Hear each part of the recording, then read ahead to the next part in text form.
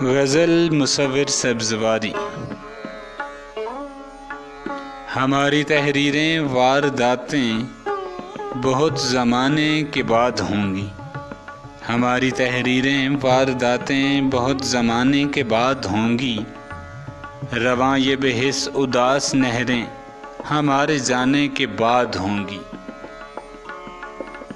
کھنچی ہوئی ہیں افق سے دل تک علامت وصل کی لکیریں۔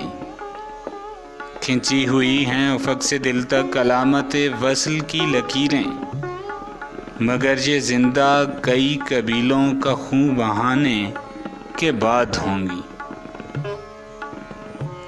طلب کے موسم گنوائے میں نے کمال غم سے دھواں دھواں تم۔ طلب کے موسم گنوائے میں نے کمال غم سے دھواں دھواں تم۔ شکایتیں یہ کڑے محاذوں سے لوٹ آنے کے بعد ہوں گی۔ گزرتے پتوں کی چاپ ہوگی تمہارے صحن انا کے اندر۔ گزرتے پتوں کی چاپ ہوگی تمہارے صحن انا کے اندر۔ فسردہ یادوں کی بارشیں بھی مجھے بھلانے کے بعد ہوں گی۔